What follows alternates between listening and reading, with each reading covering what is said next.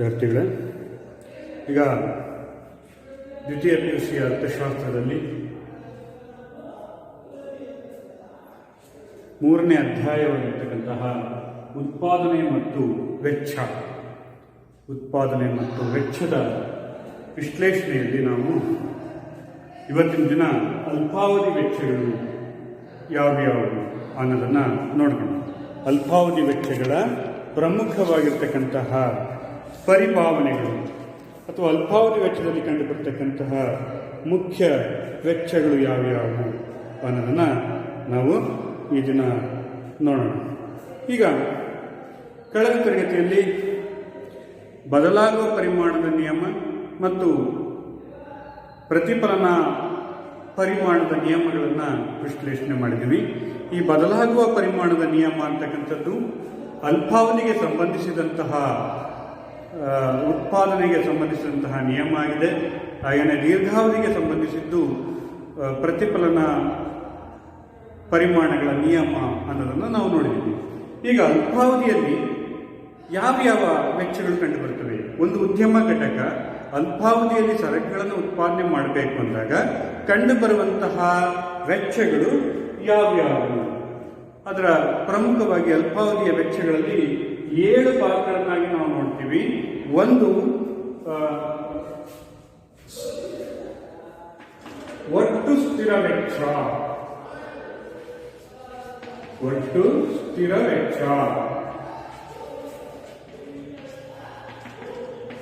TFC ಅಂತ ಕರೀತೀವಿ. Total fixed cost ಅಥವಾ ಒಟ್ಟು ಸ್ಥಿರ ವೆಚ್ಚ ಅಂತ ಹೇಳಿ ನಾವು ನೋಡ್ತೀವಿ. ಒಟ್ಟು ಸ್ಥಿರ ವೆಚ್ಚ ಅಂತ ಹೇಳಿದ್ರೆ ಇಲ್ಲಿ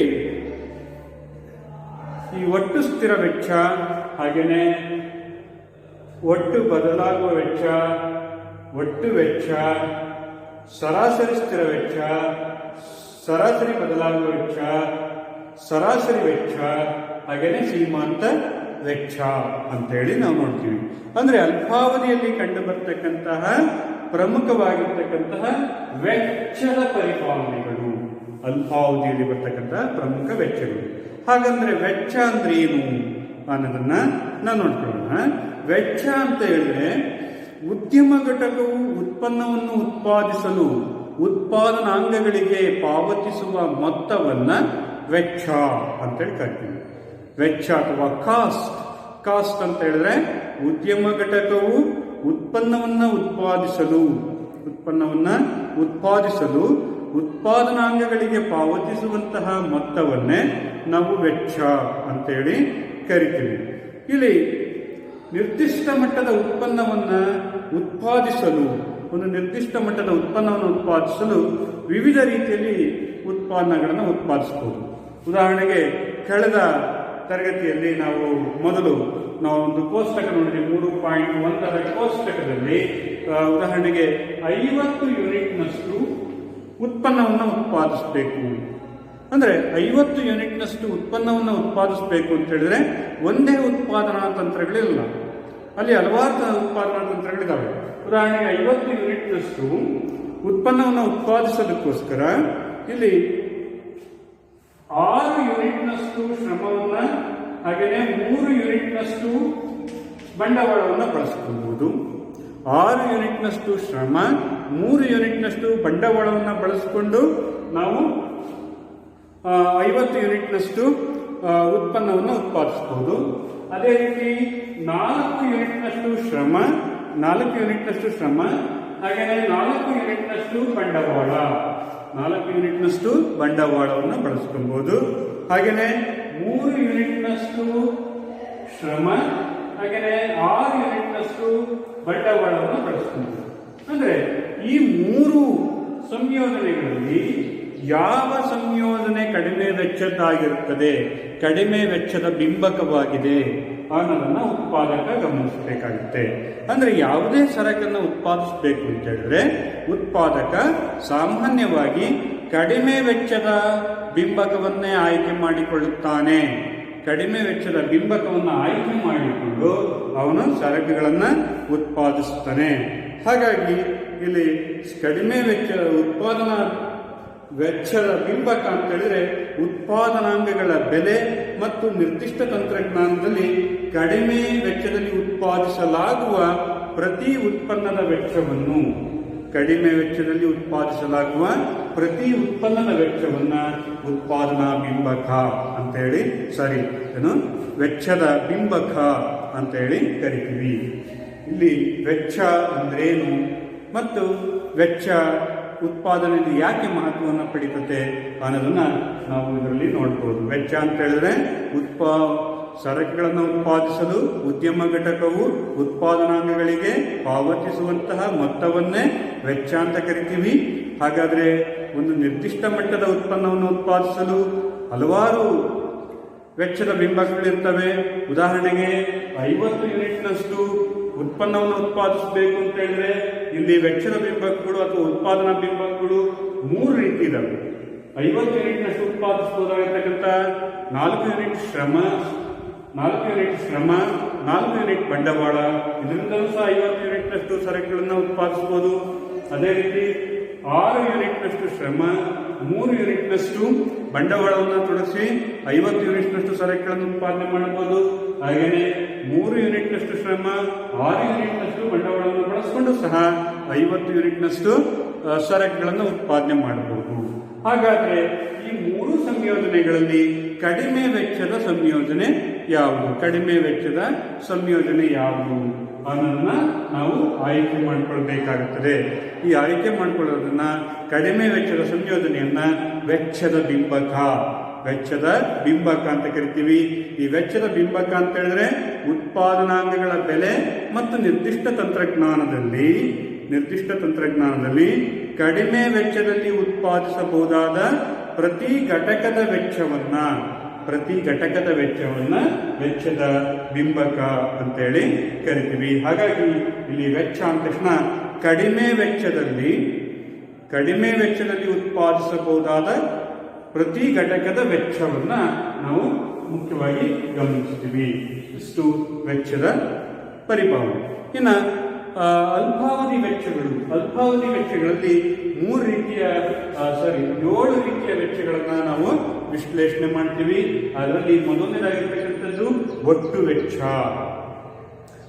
ವೆಚ್ಚ ಅಂದ್ರೇನು?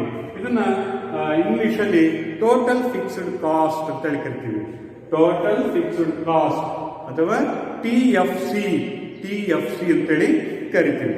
ಟೋಟಲ್ ಫಿಕ್ಸ್ಡ್ ಕಾಸ್ಟ್ ಅಂತ ಹೇಳಿದ್ರೆ ಉದ್ಯಮ ಘಟಕವು ಸ್ಥಿರ ಉತ್ಪಾದನಾಂಗಗಳಿಗೆ ಮಾಡುವಂತಹ ಪಾವತಿಗಳನ್ನ ನಾವು ಒಟ್ಟು ಸ್ಥಿರ ವೆಚ್ಚ ಅಂತೇಳಿ ಕರಿತೀವಿ.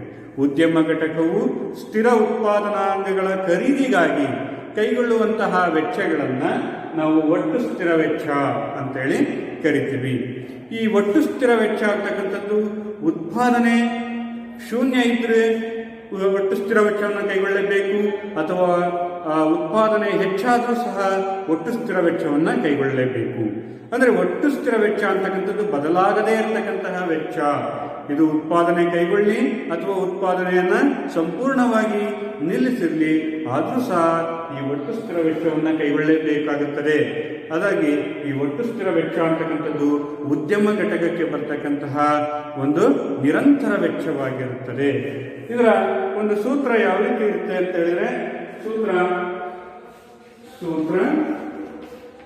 TFC is equal to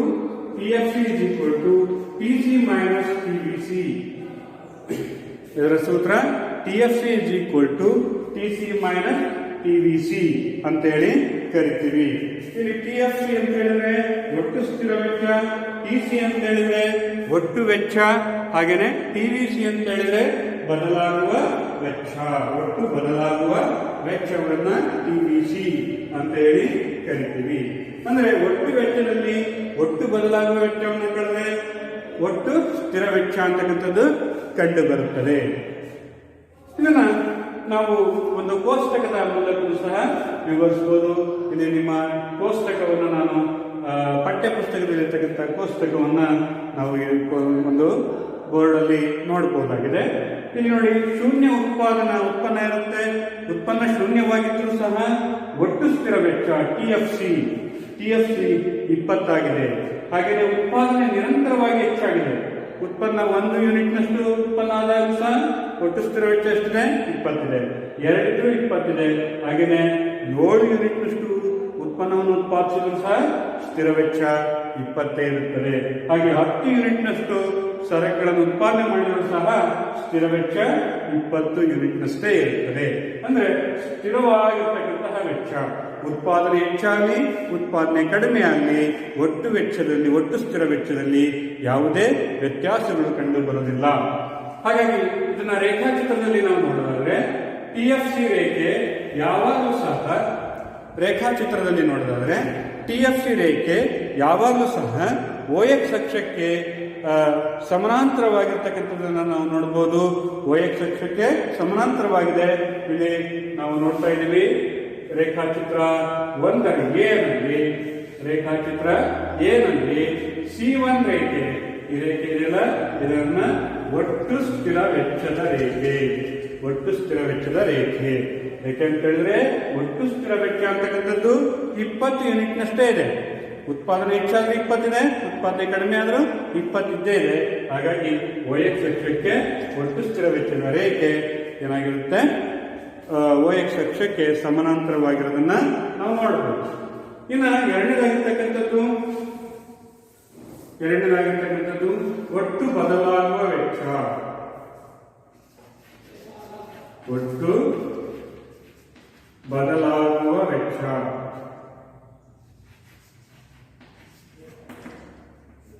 TVC ಅಂತ.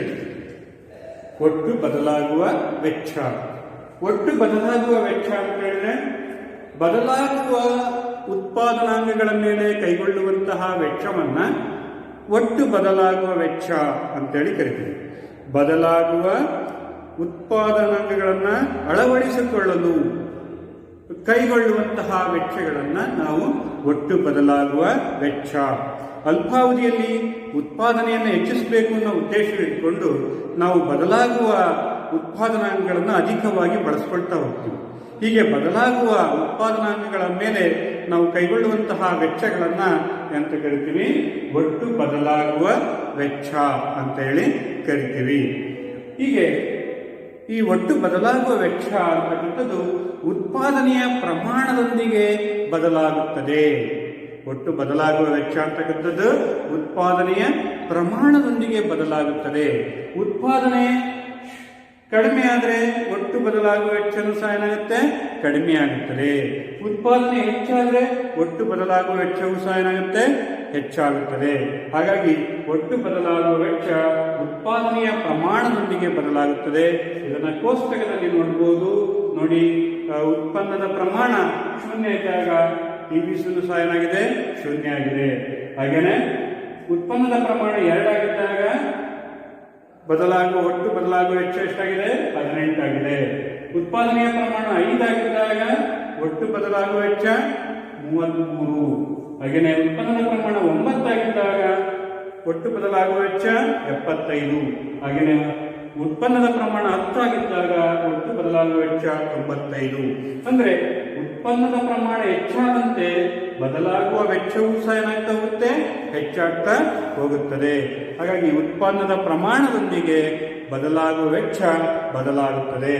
ಇದನ್ನ ಸೂತ್ರದಲ್ಲಿ TVC is equal to TFC minus TC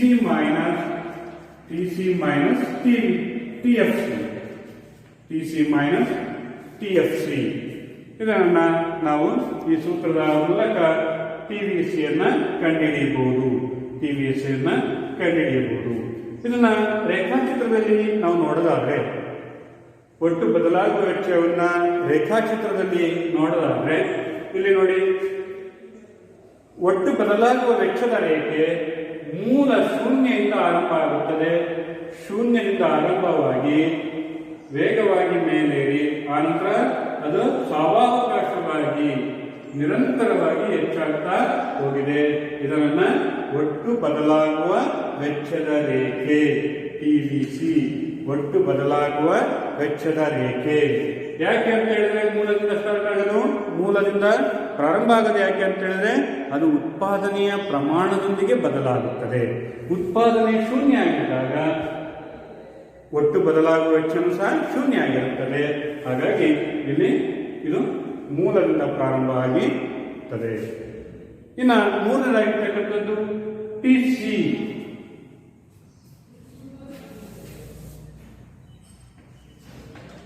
ಒಟ್ಟು ವೆಚ್ಚ.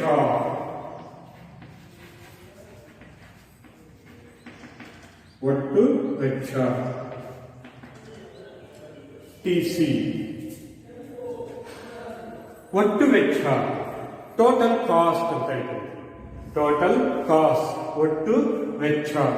ಒಟ್ಟು ವೆಚ್ಚ ಅಂತ ಹೇಳಿದ್ರೆ ಒಂದು ನಿರ್ದಿಷ್ಟ ಮಟ್ಟದ ಉತ್ಪನ್ನವನ್ನು ಉತ್ಪಾದಿಸಲು ಸ್ಥಿರ ಮತ್ತು ಬದಲಾಗುವ ಉತ್ಪಾದನಾಂಗಗಳ ಮೇಲೆ ಕೈಗೊಳ್ಳುವಂತಹ ವೆಚ್ಚವನ್ನ ನಾವು ಒಟ್ಟು ವೆಚ್ಚ ಅಂತೇಳಿ ಕರಿತೀವಿ. ಒಂದು ನಿರ್ದಿಷ್ಟ ಮಟ್ಟದ ಉತ್ಪಾದನೆಯನ್ನು ಕೈಗೊಳ್ಳುವ ಉದ್ದೇಶದಿಂದ ಸ್ಥಿರ ಮತ್ತು ಬದಲಾಗುವ ವೆಚ್ಚಗಳ ಮೇಲೆ ಮಾಡುವಂತಹ ವೆಚ್ಚವನ್ನ ನಾವು ಒಟ್ಟು ವೆಚ್ಚ ಅಂತ ಕರಿತೀವಿ. ಈ ಒಟ್ಟು ವೆಚ್ಚದಲ್ಲಿ ಎರಡು ಸಂಗತಿಗಳನ್ನು ಒಳಗೊಂಡಿರುತ್ತದೆ. ಒಂದು ಒಟ್ಟು ಸ್ಥಿರ ವೆಚ್ಚ, ಮತ್ತೊಂದು ಒಟ್ಟು ಬದಲಾಗುವ ವೆಚ್ಚಗಳ ಮೊತ್ತವೇ ಒಟ್ಟು ವೆಚ್ಚ ಆಗಿರುತ್ತದೆ. ಒಟ್ಟು ಸ್ಥಿರ ವೆಚ್ಚ, ಒಟ್ಟು ಬದಲಾಗುವ ವೆಚ್ಚಗಳ ಮೊತ್ತವೇ ಒಟ್ಟು ವೆಚ್ಚ ಆಗಿರುತ್ತೆ. ಹಾಗಾಗಿ ಇದನ್ನ ಸೂತ್ರದಲ್ಲಿ ಬರೆಯೋದಾದ್ರೆ TC is equal to TFC plus TVC. TC is equal to TFC plus TVC. ಇಲ್ಲಿ ನೋಡಿ, ನಾವು ಕೋಷ್ಟಕದಲ್ಲಿ ವಿವರಿಸಬಹುದು. ಮೊದಲು ಶೂನ್ಯವಾಗಿದ್ದಾಗ ಒಟ್ಟು ಸ್ಥಿರ ವೆಚ್ಚ 20 ಇದೆ, TVC ಶೂನ್ಯ ಇದೆ. ಹಾಗಾಗಿ ಇವೆರಡು ಕೂಡಿದ್ರೆ ಎಷ್ಟಾಗುತ್ತೆ? 20. ಅದೇ ರೀತಿ ಮೊದಲನೇ ಯೂನಿಟ್ನಷ್ಟು ಉತ್ಪನ್ನವನ್ನು ಉತ್ಪಾದಿಸಿದಾಗ TFC ಒಟ್ಟು ಸ್ಥಿರ ವೆಚ್ಚ 20 ಇದೆ, ಒಟ್ಟು ಬದಲಾಗುವ ವೆಚ್ಚ 10 ಇದೆ. ಇವೆರಡನ್ನು ಕೂಡಿದ್ರೆ 20 ಪ್ಲಸ್ 10 ಕೂಡಿದ್ರೆ 30 ಬರುತ್ತದೆ. ಹಾಗೆಯೇ 5 ಯೂನಿಟ್ನಷ್ಟು ಶ್ರಮ, ಈ 5 ಯೂನಿಟ್ನಷ್ಟು ಉತ್ಪನ್ನವನ್ನು ಉತ್ಪಾದಿಸಲು 20 ಯೂನಿಟ್ನಷ್ಟು ಒಟ್ಟು ಸ್ಥಿರ ವೆಚ್ಚ, ಹಾಗೆ 33 ಯೂನಿಟ್ನಷ್ಟು ಒಟ್ಟು ಬದಲಾಗುವ ವೆಚ್ಚ. ಇವೆರಡನ್ನೂ ಕೂಡಿದರೂ ಸಹ ಎಷ್ಟು ಬರುತ್ತೆ? 53 ಯೂನಿಟ್ನಷ್ಟು ಸ್ಥಿರ ಒಟ್ಟು ವೆಚ್ಚ ಬರುತ್ತದೆ. ಹೀಗೆ ನಾವು ಒಟ್ಟು ವೆಚ್ಚವನ್ನ ಹೇಗೆ ಕಂಡುಹಿಡಿತೀವಿ ಅಂತ ಹೇಳಿದ್ರೆ, ಒಟ್ಟು ಸ್ಥಿರ ವೆಚ್ಚ, ಒಟ್ಟು ಬದಲಾಗುವ ವೆಚ್ಚವನ್ನ ಕೂಡಿದಾಗ ಒಟ್ಟು ವೆಚ್ಚ ಅಂತಕ್ಕಂಥದ್ದು ಕಂಡು ಬರುತ್ತೆ. ಅದರ ಸೂತ್ರ ಯಾವಾಗಿರುತ್ತೆ? TC is equal to TFC plus TVC. ಇದನ್ನ ರೇಖಾಚಿತ್ರದಲ್ಲಿ ಈ ದತ್ತಾಂಶಗಳನ್ನ ನಾವು ಒಂದು ಗ್ರಾಫ್ ಹಾಳೆಯ ಮೇಲೆ ಮೂಡಿಸಿದಾಗ ಒಟ್ಟು ವೆಚ್ಚದ ರೇಖೆ ಯಾವ ರೀತಿ ನಮಗೆ ಕಂಡು ಬರುತ್ತೆ ಅಂತ ಹೇಳಿದ್ರೆ, ಇದು C1 ಬಿಂದುವಿನಿಂದ ಪ್ರಾರಂಭ ಆಗುತ್ತೆ. ಹಾಗೆಯೇ ಅದು ಪ್ಯಾರಲಲ್ ಆಗಿರ್ತಕ್ಕಂಥ TVCಗೆ ಸಮಾನಾಂತರದಲ್ಲಿ ಮೇಲಕ್ಕೆ ಹೋಗಿರೋದನ್ನು ನೋಡ್ತೀವಿ. ಇದನ್ನ ಒಟ್ಟು ವೆಚ್ಚದ ರೇಖೆ ಅಂತೇಳಿ ಕರಿತೀವಿ. ಒಟ್ಟು ವೆಚ್ಚದ ರೇಖೆ ಅಂತಕ್ಕಂಥದ್ದು ನೋಡ್ತೀವಿ. ಅಂದ್ರೆ ಈ ರೇಖಾಚಿತ್ರದಲ್ಲಿ Q1 ಪ್ರಮಾಣದಷ್ಟು ಸರಕುಗಳನ್ನು ಉತ್ಪಾದಿಸಲು ಒಟ್ಟು ಸ್ಥಿರ ವೆಚ್ಚ C1 ಪ್ರಮಾಣದಷ್ಟು ಆಗಿದ್ರೆ, ಒಟ್ಟು ಬದಲಾಗುವ ವೆಚ್ಚ C2 ಆಗಿದೆ. ಈ C1 ಮತ್ತು C2 ಇವೆರಡು ವೆಚ್ಚಗಳನ್ನ ಕೂಡಿದಾಗ ಬರ್ತಕ್ಕಂಥ ಉತ್ತರ C3 ಪ್ರಮಾಣದಷ್ಟು ಒಟ್ಟು ವೆಚ್ಚ ಅಂತಕ್ಕಂಥದ್ದು ಕಂಡು ಬರುತ್ತದೆ. ಒಟ್ಟು ವೆಚ್ಚ ಎಷ್ಟಿದೆ? Q1 ಪ್ರಮಾಣದಷ್ಟು ಉತ್ಪನ್ನವನ್ನು ಉತ್ಪಾದಿಸಲು ಒಟ್ಟು ವೆಚ್ಚ C3 ಪ್ರಮಾಣದಷ್ಟಿದೆ. ಹೀಗೆ ನಾವು ಒಟ್ಟು ವೆಚ್ಚವನ್ನ ನೋಡಬಹುದು. ಆನಂತರ ನಾಲ್ಕನೇದಾಗಿರ್ತಕ್ಕಂಥದ್ದು ಸರಾಸರಿ ಸ್ಥಿರ ವೆಚ್ಚ. ಸರಾಸರಿ ಸ್ಥಿರ ವೆಚ್ಚ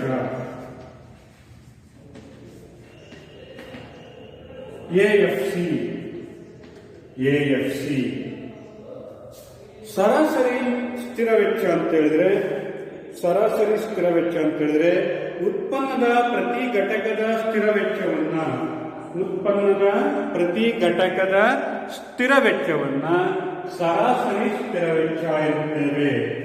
ಉತ್ಪನ್ನದ ಪ್ರತಿ ಘಟಕದ ಸ್ಥಿರ ವೆಚ್ಚವನ್ನ ಸರಾಸರಿ ಸ್ಥಿರ ವೆಚ್ಚ ಅಂತ ಹೇಳಿ ಕರಿತೀವಿ.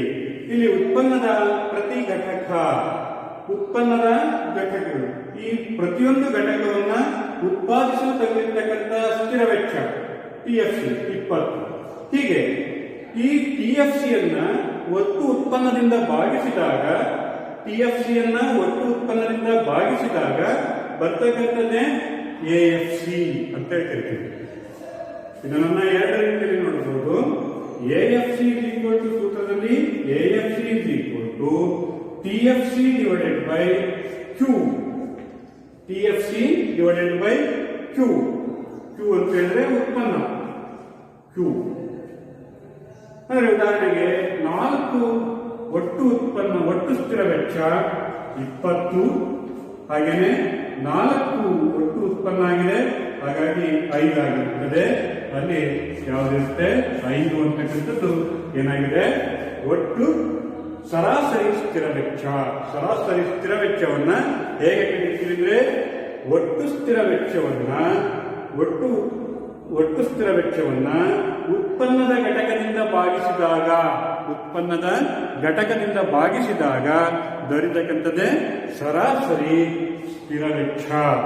ಇದನ್ನ ಸರಾಸರಿ ಸ್ಥಿರ ವೆಚ್ಚ ಅಂತಕ್ಕಂಥದ್ದು ಇದನ್ನ ರೇಖಾಚಿತ್ರದಲ್ಲಿ ನಾವು ನೋಡೋದಾದ್ರೆ, ರೇಖಾಚಿತ್ರದಲ್ಲಿ ಈ ರೇಖೆಯಲ್ಲಿ ನೋಡಬಹುದು. ಸರಾಸರಿ ಸ್ಥಿರ ವೆಚ್ಚದ ರೇಖೆ ಹೇಗಿರುತ್ತದೆ, ಆಯತಾಕಾರದ ಪರಾವಲಯವನ್ನು ಅವಲಂಬಿಸಿದೆ. ಆಯತಾಕಾರದ ಪರಾವಲಯವನ್ನು ಆಧರಿಸಿದೆ. ಯಾಕೆಂತ ಹೇಳಿದ್ರೆ ಇಲ್ಲಿ ಒಟ್ಟು ಸ್ಥಿರ ವೆಚ್ಚ ಅಂತಕ್ಕಂಥದ್ದು ಸರಾಸರಿ ಸ್ಥಿರ ವೆಚ್ಚ ಅಂತಕ್ಕಂಥದ್ದು ಏನಾಗಿದೆ, ಪ್ರಾರಂಭದಲ್ಲಿ ಹೆಚ್ಚಾಗಿದೆ, ಆನಂತರ ಏನಾಗ್ತಾ ಹೋಗಿದೆ, ಕಡಿಮೆ ಆಗ್ತಾ ಇದೆ. ಹಾಗಾಗಿ ಈ ಸರಾಸರಿ ಸ್ಥಿರ ವೆಚ್ಚದ ರೇಖೆ ಇಲ್ಲಿ OY ಅಕ್ಷಕ್ಕೂ ಮತ್ತು OX ಅಕ್ಷಕ್ಕೂ ಸಹ ಏನಾಗಿದೆ, ಪರಾವಲಯವಾಗಿದೆ. ಆಯತಾಕಾರದ ಪರಾವಲಯವನ್ನು ಅವಲಂಬಿಸಿರುತ್ತದೆ. ಆಯತಾಕಾರದ ಪರಾವಲಯ ಅಂತ ನೋಡಬಹುದು. ಆಯತಾಕಾರದ ಪರಾವಲಯವನ್ನ ಹೊಂದಿರೋದನ್ನ ನಾವು ಈ ರೇಖಾಚಿತ್ರದಲ್ಲಿ ನೋಡಬಹುದು. ಅಂದ್ರೆ AFC ರೇಖೆಯು ಶೂನ್ಯದತ್ತ ಹೋಗುತ್ತದೆ. ಉತ್ಪನ್ನದ ಪ್ರಮಾಣ ಹೆಚ್ಚಾದಂತೆ AFC ರೇಖೆ OX ಅಕ್ಷಕ್ಕೆ ಸಮೀಪವಾಗ್ತಾ ಹೋಗುತ್ತದೆ. OX ಅಕ್ಷಕ್ಕೆ ಸಮೀಪ ಆಗ್ತಾ ಹೋಗುತ್ತದೆ, ಅಥವಾ OX ಅಕ್ಷಕ್ಕೆ ಶೂನ್ಯಕ್ಕೂ ಹೋಗುವುದು. AFC ಅಂತಕ್ಕಂಥದ್ದು ಶೂನ್ಯಕ್ಕೂ ಹೋಗುವುದು. ಉತ್ಪಾದನೆಯ ಪ್ರಮಾಣ ಹೆಚ್ಚಾದಂತೆ ಇದೇನಾಗಿದೆ, AFC ನಿರಂತರವಾಗಿ ಕಡಿಮೆ ಆಗ್ತಾ ಇದೆ. AFC ಪ್ರಾರಂಭದಲ್ಲಿ ಹೆಚ್ಚಾಗಿದೆ, ಆನಂತರ ಸರಾಸರಿ ಸ್ಥಿರ ವೆಚ್ಚ ಅಂತಕ್ಕಂಥದ್ದು ನಿರಂತರವಾಗಿ ಕಡಿಮೆ ಆಗ್ತಾ ಹೋಗಿದೆ. ಇನ್ನೂ ಉತ್ಪನ್ನದ ಪ್ರಮಾಣ ಹೆಚ್ಚಾದಂತೆ AFC ಏನಾಗಬಹುದು, ಶೂನ್ಯನೂ ಸಹ ಆಗಬಹುದು. ಹಾಗಾಗಿ AFC ರೇಖೆಯು ಯಾವಾಗಲೂ ಸಹ ಆಯತಾಕಾರದ ಪರಾವಲಯವನ್ನು ಹೊಂದಿರುತ್ತದೆ. ಇನ್ನು 5ನೇದಾಗಿರ್ತಕ್ಕಂಥದ್ದು ಸರಾಸರಿ ಬದಲಾಗುವ ವೆಚ್ಚ. ಸರಾಸರಿ ಬದಲಾಗುವ ವೆಚ್ಚ ABC, ಆವರೇಜ್ ವೇರಿಯೇಬಲ್ ಕಾಸ್ಟ್ ಅಂತ ಹೇಳಿ ಕರಿತೀವಿ. ಆವರೇಜ್ ವೇರಿಯೇಬಲ್ ಕಾಸ್ಟ್ ಅಂತ ಹೇಳಿ ಕರಿತೀವಿ. ಆವರೇಜ್ ವೇರಿಯೇಬಲ್ ಕಾಸ್ಟ್ ಅಂತ ಹೇಳಿದ್ರೆ ಸರಾಸರಿ ಬದಲಾಗುವ ವೆಚ್ಚ. ಸರಾಸರಿ ಬದಲಾಗುವ ವೆಚ್ಚ ಅಂತ ಹೇಳಿದ್ರೆ ಉತ್ಪನ್ನದ ಪ್ರತಿ ಘಟಕದ ಬದಲಾಗುವ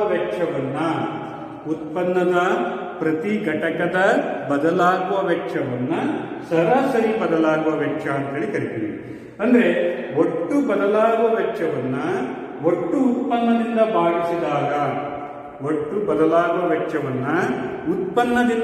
ಉತ್ಪನ್ನದ ಘಟಕದಿಂದ ಭಾಗಿಸಿದಾಗ ಯಾವುದು ಬರುತ್ತೆ, ಸರಾಸರಿ ಬದಲಾಗುವ ವೆಚ್ಚ ಕಂಡು ಬರುತ್ತದೆ. ಇಲ್ಲಿ ABC TBC divided by Q, ಅಥವಾ ABC AC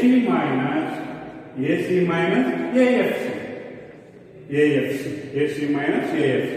ಅಂದ್ರೆ ಸರಾಸರಿ ವೆಚ್ಚದಲ್ಲಿ ಸರಾಸರಿ ಸ್ಥಿರ ವೆಚ್ಚವನ್ನು ಕಳೆದಾಗ ಯಾವುದು ಬರುತ್ತೆ? ಸರಾಸರಿ ಬದಲಾಗುವ ವೆಚ್ಚನೂ ಬರುತ್ತೆ, ಹಾಗೂ ನಾವು ಕಂಡುಹಿಡಿಯಬಹುದು. ಅಥವಾ ಒಟ್ಟು ಬದಲಾಗುವ ವೆಚ್ಚವನ್ನ ಉತ್ಪನ್ನದ ಘಟಕದಿಂದ ಭಾಗಿಸಿದಾಗ, ಒಟ್ಟು ಬದಲಾಗುವ ವೆಚ್ಚವನ್ನ ಉತ್ಪನ್ನದ ಘಟಕದಿಂದ ಭಾಗಿಸಿದಾಗ ಸರಾಸರಿ ಬದಲಾಗುವ ವೆಚ್ಚ ಕಂಡು ಬರುತ್ತದೆ. ಸರಾಸರಿ ಬದಲಾಗುವ ವೆಚ್ಚದ ರೇಖೆಯನ್ನ ನಾವು ರೇಖಾಚಿತ್ರದಲ್ಲಿ ನೋಡಬಹುದು. ರೇಖಾಚಿತ್ರ ಏನಾಗಿರುತ್ತೆ? ಸರಾಸರಿ ಬದಲಾಗುವ ವೆಚ್ಚದ ರೇಖೆ ಯು ಆಕಾರವನ್ನು ಹೊಂದಿದೆ. ಸರಾಸರಿ ಬದಲಾಗುವ ವೆಚ್ಚದ ರೇಖೆ, ಸರಾಸರಿ ಬದಲಾಗುವ ವೆಚ್ಚದ ರೇಖೆ ಯು ಆಕಾರವನ್ನ ಹೊಂದಿದೆ. ಯಾಕೆ ಅಂತ ಹೇಳಿದ್ರೆ ಇಲ್ಲಿ ಬದಲಾಗುವ ಪರಿಮಾಣದ ನಿಯಮ, ಪರಿಮಾಣದ ನಿಯಮ ಅಂತಕ್ಕಂಥದ್ದು ಅನ್ವಯಕ್ಕೆ ಬರುತ್ತದೆ. ಬದಲಾಗುವ ಪರಿಮಾಣದ ನಿಯಮ ಏನಾಗಿರುತ್ತೆ? ಅಲ್ಲಿ ಒಂದು ನಿರ್ದಿಷ್ಟ ಮಟ್ಟದ ಉತ್ಪಾದನೆಯನ್ನ ಕೈಗೊಳ್ತಾ ಹೋದ್ರೆ ಅದರಿಂದ ದೊರೆತಕ್ಕಂಥ ಪ್ರತಿಫಲದ ಪ್ರಮಾಣ ಕಡಿಮೆಯಾಗ್ತಾ ಹೋಗುತ್ತದೆ. ಪ್ರಾರಂಭದಲ್ಲಿ ಉತ್ಪಾದನೆಯ ಪ್ರಮಾಣ ಹೆಚ್ಚಿರುತ್ತೆ, ಆ ನಂತರ ಏನಾಗಿರುತ್ತೆ? ಕೆಳಮುಖವಾಗಿರುತ್ತೆ, ಆ ನಂತರ ನಿರಂತರವಾಗಿ ಇಳಿಮುಖ ಆಗ್ತಾ ಹೋಗುತ್ತೆ. ಇದಕ್ಕೆ ಕಾರಣ ಅದೇ ಆಗಿರುತ್ತೆ. ಅಂದ್ರೆ ಪ್ರಾರಂಭದಲ್ಲಿ ಪ್ರತಿ ಘಟಕದ ಸೀಮಾಂತ ಉತ್ಪನ್ನದ ಪ್ರಮಾಣ ಏನಾಗಿರುತ್ತೆ? ಹೆಚ್ಚಾಗಿರುತ್ತೆ. ಆನಂತರ ಉತ್ಪಾದನೆಯನ್ನು ನಾವು ಮುಂದುವರಿಸಿದಂತೆ ಸೀಮಾಂತ ಉತ್ಪನ್ನವು ಸಹ ಏನಾಗ್ತಾ ಹೋಗುತ್ತೆ? ಕಡಿಮೆ ಆಗ್ತಾ ಹೋಗುತ್ತೆ. ಹಾಗಾಗಿ ಸರಾಸರಿ ಬದಲಾಗುವ ವೆಚ್ಚವೂ ಸಹ ಕಡಿಮೆ ಆಗ್ತಾ ಇದೆ. ಅದನ್ನ ಕೋಷ್ಟಕದಲ್ಲಿ ನಾವು ನೋಡಬಹುದು. ನೋಡಿ, ಪ್ರಾರಂಭದಲ್ಲಿ ಸರಾಸರಿ ಬದಲಾಗುವ ವೆಚ್ಚ ಎಷ್ಟಿದೆ? 10 ಇದೆ. 10 ಡಿವೈಡೆಡ್ ಬೈ 1. 10 1ರಿಂದ ಭಾಗಿಸಿದಾಗ 10, ಹಾಗೆ 18 2ರಿಂದ ಭಾಗಿಸಿದಾಗ 9, ಹಾಗೆ 24 3ರಿಂದ ಭಾಗಿಸಿದಾಗ 8, ಅದೇ ರೀತಿ 6 39ರಿಂದ ಭಾಗಿಸಿದಾಗ 6.5. ಹೀಗೆ ಇದು ಸರಾಸರಿ ವೆಚ್ಚ ಅಂತಕ್ಕಂಥದ್ದು ಏನಾಗಿದೆ? ಒಂದು ಹಂತದವರೆಗೆ ಏನಾಗ್ತಾ ಹೋಗಿದೆ? ಕಡಿಮೆ ಆಗ್ತಾ ಹೋಗಿದೆ. ಸರಾಸರಿ ಬದಲಾಗುವ ವೆಚ್ಚ ಕಡಿಮೆ ಆಗ್ತಾ ಹೋಗಿದೆ. ಎಲ್ಲಿವರೆಗೂ ಕಡಿಮೆ ಆಗಿದೆ? ಸರಾಸರಿ ಬದಲಾಗುವ ವೆಚ್ಚ 10ರಿಂದ 6.5 ಕಡಿಮೆಯಾಗಿ ಆನಂತರ ಏನಾಗಿದೆ? 6.7, 7.5, 8.3, 9.5ಕ್ಕೆ ಹೆಚ್ಚಾಗಿದೆ. ಹಾಗಾಗಿ ಸರಾಸರಿ ಬದಲಾಗುವ ವೆಚ್ಚದ ರೇಖೆ ಪ್ರಾರಂಭದಲ್ಲಿ ಏನಾಗಿದೆ? ಪ್ರಾರಂಭದಿಂದ ಇಳಿಕೆಯನ್ನು ಕಂಡು 6.5ರಲ್ಲಿ ಕನಿಷ್ಠ ಮಟ್ಟವನ್ನು ಮುಟ್ಟಿ ಆನಂತರ ಸರಾಸರಿ ವೆಚ್ಚದ ರೇಖೆ ಏನಾಗಿದೆ? ಮೇಲಕ್ಕೆ ಹೆಚ್ಚಾಗ್ತಾ ಇದೆ. ಇನ್ನು 6ನೇದಾಗಿರ್ತಕ್ಕಂಥದ್ದು ಸರಾಸರಿ ವೆಚ್ಚ. ಸರಾಸರಿ ವೆಚ್ಚ ಎಸಿ ಅಂತ ಹೇಳ್ತಾರೆ. ಸರಾಸರಿ ಅಲ್ಪಾವಧಿ ಸರಾಸರಿ ವೆಚ್ಚ ಎಎಸ್ಸಿ ಅಂತ Assisi short run average cost ಅಂತೇಳಿ, ಶಾರ್ಟ್ ರನ್ ಆವರೇಜ್ ಕಾಸ್ಟ್ ಅಂತೇಳಿ ಕರಿತೀವಿ. ಅಥವಾ ಸರಾಸರಿ ವೆಚ್ಚ, ಅಲ್ಪಾವಧಿ ಸರಾಸರಿ ವೆಚ್ಚವನ್ನ ನಾವು ಎಸ್ ಅನ್ನೋ ಅಕ್ಷರದಿಂದ ಸೂಚಿಸ್ತೀವಿ. ಇಲ್ಲಿ ಸರಾಸರಿ ವೆಚ್ಚ ಅಂತ ಹೇಳಿದ್ರೆ, ಸರಾಸರಿ ವೆಚ್ಚ ಅಂತ ಹೇಳಿದ್ರೆ ಉತ್ಪನ್ನದ ಪ್ರತಿ ಘಟಕದ ವೆಚ್ಚವನ್ನ ಸರಾಸರಿ ವೆಚ್ಚ ಅಂತೇಳಿ ಕರಿತೀವಿ. ಈ ಸರಾಸರಿ ವೆಚ್ಚವನ್ನ ನಾವು ಒಟ್ಟು ವೆಚ್ಚವನ್ನ ಉತ್ಪನ್ನದ ಘಟಕದಿಂದ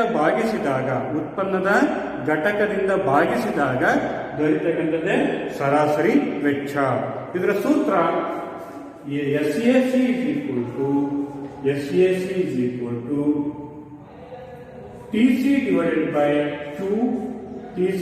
by Q ಅಥವಾ SAC is equal to AFC plus ABC. ಹೀಗೆ ಈ ಎರಡು ಸೂತ್ರದ ಮೂಲಕನೂ ಸಹ ನಾವು ಸರಾಸರಿ ವೆಚ್ಚವನ್ನ, ಅಲ್ಪಾವಧಿ ಸರಾಸರಿ ವೆಚ್ಚವನ್ನ ಕಂಡುಹಿಡಿಯಬಹುದು. ಇದನ್ನ ಕೋಷ್ಟಕದಲ್ಲಿ ನೋಡಿ. ಅಲ್ಪಾವಧಿ ಸರಾಸರಿ ವೆಚ್ಚ 30, 19, 14, 12 ಹೀಗೆ ಸರಾಸರಿ ವೆಚ್ಚ ನಿರಂತರವಾಗಿ ಕಡಿಮೆಯಾಗಿದೆ. ಎಲ್ಲಿವರೆಗೂ ಕಡಿಮೆಯಾಗಿದೆ ಅಂತ ಹೇಳಿದ್ರೆ 9.57ರಲ್ಲಿ ಕನಿಷ್ಠ ಮಟ್ಟಕ್ಕೆ ಮುಟ್ಟಿದೆ. 9.57ರಲ್ಲಿ ಕನಿಷ್ಠ ಮಟ್ಟಕ್ಕೆ ಮುಟ್ಟಿ ಆನಂತರ 10, 10.5, 11.5ಕ್ಕೆ ಹೆಚ್ಚಾಗ್ತಾ ಇದೆ. ಇದನ್ನ ಹೇಗೆ ನಾವು ಕಂಡುಹಿಡಿತೀವಿ? ಸರಾಸರಿ ವೆಚ್ಚವನ್ನು ಹೇಗೆ ಕಂಡುಹಿಡಿತೀವಿ ಅಂತ ಹೇಳಿದ್ರೆ ಒಟ್ಟು ವೆಚ್ಚವನ್ನ ಉತ್ಪನ್ನದಿಂದ ಭಾಗಿಸಬೇಕು. ಒಟ್ಟು ವೆಚ್ಚದ ಕಾಲಮನ್ನ ಉತ್ಪನ್ನದ ಕಾಲದಿಂದ ಭಾಗಿಸಿದಾಗ ನಿಮಗೆ ಯಾವ್ದು ಬರುತ್ತೆ? ಸರಾಸರಿ ವೆಚ್ಚ, ಅಲ್ಪಾವಧಿ ಸರಾಸರಿ ವೆಚ್ಚ ಕಂಡು ಬರುತ್ತೆ. ಈಗ ಉದಾಹರಣೆ ನೋಡಿ, ಇಲ್ಲಿ 5 ಯೂನಿಟ್ ಉತ್ಪನ್ನವನ್ನು ಉತ್ಪಾದಿಸಿದಾಗ ಒಟ್ಟು ವೆಚ್ಚ 53. ಈ 53ಅನ್ನ 5ರಿಂದ ಭಾಗಿಸಿದ್ರೆ ನಮಗೆ ಎಷ್ಟು ಬರುತ್ತೆ? 53ಅನ್ನ 5ರಿಂದ ಭಾಗಿಸಿದಾಗ ನಮಗೆ 10.6 ಬರುತ್ತದೆ. 5ರಿಂದ 53ಅನ್ನ ಭಾಗಿಸಿದಾಗ 10.6 ಉತ್ತರ ಬರುತ್ತೆ. ಹಾಗೆಯೇ 10 ಅಂದ್ರೆ 115 ಒಟ್ಟು ವೆಚ್ಚ ಎಷ್ಟಿದೆ? 115. ಒಟ್ಟು ಉತ್ಪನ್ನದ ಪ್ರಮಾಣ 10. ಈ 115ಅನ್ನ 10ರಿಂದ ಭಾಗಿಸಿದಾಗ ಅಲ್ಪಾವಧಿ ಸರಾಸರಿ ವೆಚ್ಚ 11.5 ಆಗುತ್ತದೆ. ಹೀಗೆ ನಾವು ಒಟ್ಟು ವೆಚ್ಚವನ್ನ ಉತ್ಪನ್ನದ ಘಟಕದಿಂದ ಭಾಗಿಸಿದಾಗ ಅಲ್ಪಾವಧಿ ಸರಾಸರಿ ವೆಚ್ಚವನ್ನು ಕಂಡುಹಿಡಿಯಬಹುದು. ಇನ್ನೊಂದು ರೀತಿಯಲ್ಲಿ ಹೇಗೆ ಅಂತ ಹೇಳಿದ್ರೆ, ಸರಾಸರಿ ಸ್ಥಿರ ವೆಚ್ಚ ಮತ್ತು ಸರಾಸರಿ ಬದಲಾಗುವ ವೆಚ್ಚವನ್ನ ಕೂಡಿದಾಗ ಸಹ ಅಲ್ಪಾವಧಿ ಸರಾಸರಿ ವೆಚ್ಚವನ್ನ ನಾವು ಕಂಡುಹಿಡಿಯಬಹುದು. ಅದರ ರೇಖೆ ಯಾವ ರೀತಿ ಬರುತ್ತೆ ಅಂತ ಹೇಳಿದ್ರೆ, ಇದು ಸಹ ಅಲ್ಪಾವಧಿ ಸರಾಸರಿ ವೆಚ್ಚದ ರೇಖೆ. ಅಲ್ಪಾವಧಿ ಸರಾಸರಿ ವೆಚ್ಚದ ರೇಖೆಯೂ ಸಹ ಯು ಆಕಾರವನ್ನು ಹೊಂದಿದೆ. ಇಂಗ್ಲಿಷ್ ಅಕ್ಷರದ ಯು ಆಕಾರವನ್ನು ಹೊಂದಿದೆ. ಇದನ್ನೇ ಅಲ್ಪಾವಧಿ ಸರಾಸರಿ ವೆಚ್ಚದ ರೇಖೆ. ಯಾಕೆ ಯು ಆಕಾರ ಹೊಂದಿದೆ ಅಂತ ಹೇಳಿದ್ರೆ, ಉತ್ಪಾದನೆಯ ಪ್ರಾರಂಭದ ಹಂತದಲ್ಲಿ ಉತ್ಪಾದನಾ ವೆಚ್ಚ ಏನಾಗಿರುತ್ತದೆ? ಅಧಿಕವಾಗಿರುತ್ತದೆ. ಹಾಗೆ ಉತ್ಪಾದನೆ ಮುಂದುವರಿದಂತೆ ಉತ್ಪಾದನಾ ವೆಚ್ಚನೂ ಸಹ ಏನಾಗ್ತಾ ಹೋಗುತ್ತೆ? ಕಡಿಮೆ ಆಗ್ತಾ ಹೋಗುತ್ತೆ. ಹಾಗೆ ಕಡಿಮೆ ಆಗಲು ಒಂದು ನಿರ್ದಿಷ್ಟ ಹಂತವನ್ನು ಮುಟ್ಟಿದ ನಂತರ, ಉತ್ಪನ್ನದ ಪ್ರಮಾಣ ಮುಟ್ಟಿದ ನಂತರ ಉತ್ಪಾದನಾ ವೆಚ್ಚನೂ ಸಹ ಏನಾಗ್ತಾ ಹೋಗುತ್ತೆ? ಹೆಚ್ಚಾಗ್ತಾ ಹೋಗುತ್ತದೆ. ಹಾಗಾಗಿ ಇಲ್ಲಿ ಸರಾಸರಿ ವೆಚ್ಚನೂ ಸಹ ಏನಾಗಿದೆ? ಯು ಆಕಾರವನ್ನು ಹೊಂದಿದೆ. ಇನ್ನು ಕೊನೆಯದಾಗಿರ್ತಕ್ಕಂಥದ್ದು 7ನೇದು ಸೀಮಾಂತ ವೆಚ್ಚ.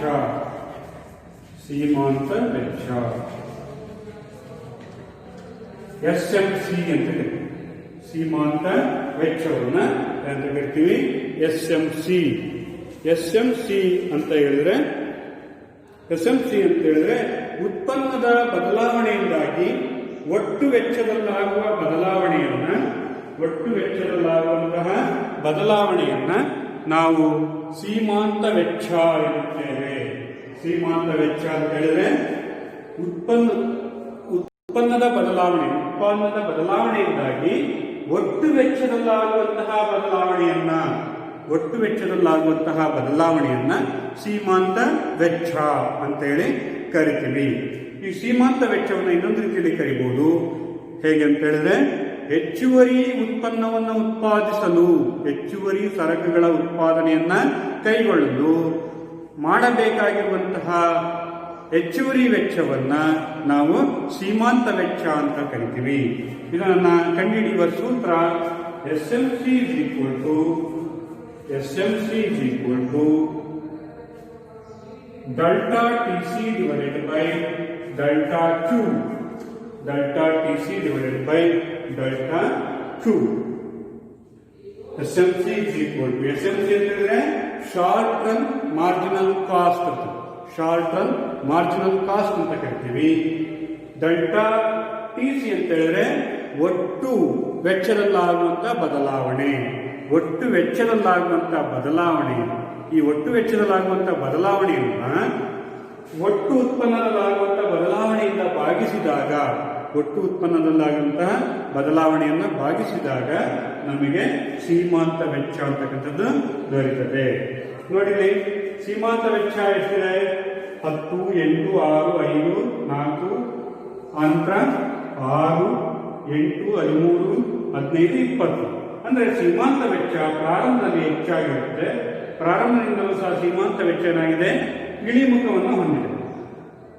ಕನಿಷ್ಠ 4 ಸೀಮಾಂತ ವೆಚ್ಚ ಅಂತಕ್ಕಂಥದ್ದು ಕಂಡು ಬರುತ್ತೆ. ಆನಂತರ ಸೀಮಾಂತ ವೆಚ್ಚ ಏನಾಗಿದೆ 6, 8, 13, 15, 20ಕ್ಕೆ ಹೆಚ್ಚಾಗಿದೆ. ಹಾಗಾಗಿ ಸೀಮಾಂತ ವೆಚ್ಚದ ರೇಖೆ ವೇಗವಾಗಿ ಇಳಿಕೆಯನ್ನು ಕಂಡು ಮತ್ತು ವೇಗವಾಗಿ ಹೆಚ್ಚಾಗುವುದನ್ನ ನಾವು ನೋಡ್ತೀವಿ. ಸೀಮಾಂತ ವೆಚ್ಚದ ರೇಖೆ ಯಾವುದನ್ನ SMC ರೇಖೆಯಾಗಿದೆ. ಇದನ್ನ ಗ್ರಾಫ್ ಹಾಳೆಯಲ್ಲಿ ನೋಡಿದಾಗ ಸೀಮಾಂತ ವೆಚ್ಚದ ರೇಖೆ SMC ಆಗಿರುತ್ತನ್ನ ನಾವು ನೋಡ್ತೀವಿ. ಅಂದ್ರೆ ಅದು ಸಹ ಒಂದು ಸಂಕುಚಿತವಾಗಿರ್ತಕ್ಕಂಥ ಯು ಆಕಾರವನ್ನ ಹೊಂದಿರುತ್ತದೆ. SMC ರೇಖೆಯು ಸಹ ಸಂಕುಚಿತವಾಗಿರ್ತಕ್ಕಂಥ ಯು ಆಕಾರವನ್ನು ಹೊಂದಿದೆ. ಅದಕ್ಕೆ ಮುಖ್ಯ ಕಾರಣ ಈ ಬದಲಾಗುವ ಪರಿಮಾಣಗಳ ನಿಯಮ. ಈ ನಿಯಮದ ಪ್ರಕಾರ ಏನು ಇಲ್ಲಿ ಉತ್ಪಾದನೆಯನ್ನು ಹೆಚ್ಚಿಸೋದಕ್ಕೆ ಉದ್ದೇಶದಿಂದ ಕಾರ್ಮಿಕರನ್ನ ಅಥವಾ ಶ್ರಮಿಕರನ್ನ ಹೆಚ್ಚು ನೇಮಕ ಮಾಡಿಕೊಂಡಾಗ ಪ್ರಾರಂಭದಲ್ಲಿ ಸೀಮಾಂತ ಉತ್ಪನ್ನ ಅಧಿಕವಾಗಿರುತ್ತದೆ. ಇನ್ನೂ ಹೆಚ್ಚಿನ ಕಾರ್ಮಿಕರನ್ನು ನೇಮಿಸಿಕೊಂಡಾಗ ಪ್ರತಿ ಕಾರ್ಮಿಕನಿಂದ ಬರ್ತಕ್ಕಂಥ ಉತ್ಪನ್ನದ ಪ್ರಮಾಣ ಕಡಿಮೆ ಆಗುತ್ತೆ.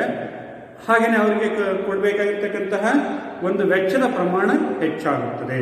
ಹಾಗಾಗಿ ಇಲ್ಲಿ ಸೀಮಾಂತ ವೆಚ್ಚದ ರೇಖೆ ಏನಾಗಿರುತ್ತೆ, ಸಂಕುಚಿತವಾಗಿರ್ತಕ್ಕಂತಹ ಯು ಆಕಾರವನ್ನು ಹೊಂದಿದೆ.